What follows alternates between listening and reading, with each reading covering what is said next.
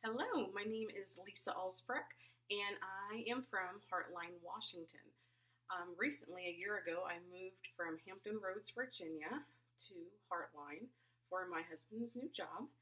And if you don't know, Hampton Roads is a combination of many cities and thousands of people. Heartline is about 250 people, if that. Very small, so it was a big culture shock when we moved out here. My husband was from this area, so he's used to it. Myself, not so much. But I do love it. I love the quiet. I love how peaceful it is and how everybody kind of comes together um, and has each other's back during everything, which is super awesome when you have kids. Um, Speaking of kids, I've been married for over 10 years to my husband, Andrew, and we have three kids together 11, 12, 11, and 7. Um, so, on top of being a parent, I am a substitute teacher. I teach mainly middle school, high school, but I do a lot of elementary and special education as well. I substitute in three different school districts around here within a 30-mile radius. And I am currently going for my bachelor's in interdisciplinary studies in elementary education. So I definitely love being able to go ahead now and get into the classrooms and get the experience um, that I will need for teaching here soon.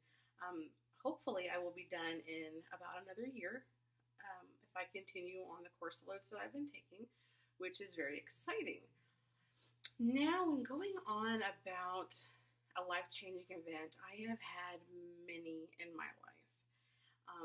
Sad to say, not all are good. I decided to stick with one that just kept popping back in my mind, and that was the loss of my mother. Back in 2010, September 2010, I had my daughter, and in November we lost my uncle. In December we lost my grandfather, and we went to Texas for his funeral. And when we came home, this was about the second week of January, my mother got sick, which we thought was just a cold, nothing, nothing major, just a typical cold or flu. And it was a couple days she just would not come out of her room, and I was living with her at the time. My husband was deployed to Afghanistan. So I told her, I was like, Mom, we need to get you to the doctor. I went and got some breakfast. I came back, and she was gone. She went by herself. So I'm texting my mom, finding out if she's, what's going on, if she's okay. And they say that they thought she had a heart attack. So I get my dad, which was sick at the time as well, but not as bad. And three of my kids, one being, still a newborn, 3 months old. And we go to the hospital and meet up with my mom. And they had her in ICU just to watch her because they thought, she had the heart attack. And so I went in and I saw her, and she, had a little bit of oxygen on, but she was able to talk, and she was, she was okay. She was winded and whatnot because I figured she had pneumonia as well. And I told her, all right, Mom, I'll see you tomorrow. And the next day, we get a phone call about 3 a.m. in the morning, and it was the doctor wanting to talk to my dad. So I go wake my dad up, give him the phone, and then he left. Didn't say nothing. He just left, and I was like, wonder what's going on. So then my dad gives me a call about 2-3 hours later, and he's like, you and your sister need to come up here, but just know that Mom's hooked up to a lot of tubes. So needless to say, she was on life support, and she stayed on life support for the next 6 weeks. She had to have a trach put in because you can't have the tube down your throat for a certain amount of time before infection kicks in. She was running extremely high fevers. This time, my husband had just left for deployment 2 weeks before this happened. And, well, okay, 4 weeks into my mom being into the hospital, my husband deployed. to Afghanistan for a year. I had a 3 to 4 month old baby. I had a 5-year-old and a 3-year-old. It's very difficult to get up to the hospital every day to see her family coming in. So I took care of everything at the house and made sure everyone had a meal when they came home.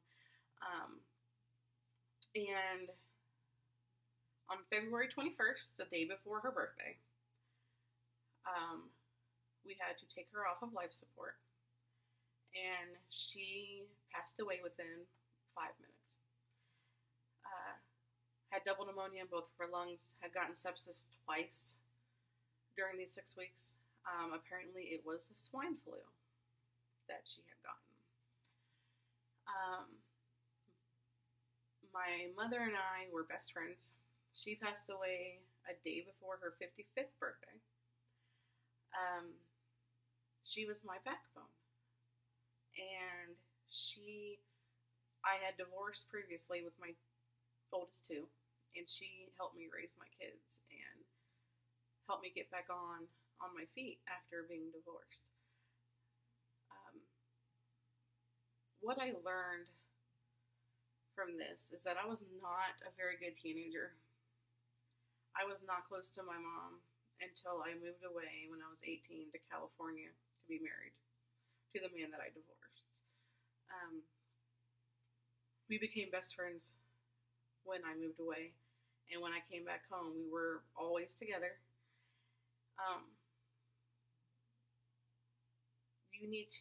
What I learned is that I have to live each day as it was my last. I have to tell people, even if I am mad at them in my family, that I love them, because you don't know when your next day is. My mother was completely healthy and active and loved life. And she was taken. And I was very angry at God.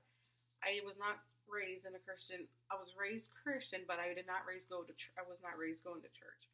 So I had to learn. I knew of God. I just did not have a relationship with Him, is what I would tell people, until my mother died. And it was about 2 years afterwards that I got a relationship with God. But I was very angry with Him. And the big lesson is love everybody, because you don't know what they're going through. You don't know if you're ever going to see this person again in your family, your friends. Just love them and never take them for granted, because one day they won't be here. And just know that you have to hang on to that, because they're going to be gone one day. And yes, we will see them in heaven again one day. But right now, it's still difficult. 7 years later, it is still difficult from time to time. I wish each of you the best in this course. I'm sorry, I think I went over the time. I tend to go on and on. But I can't wait to look forward to your replies and even watch some more of your videos. Talk to you soon.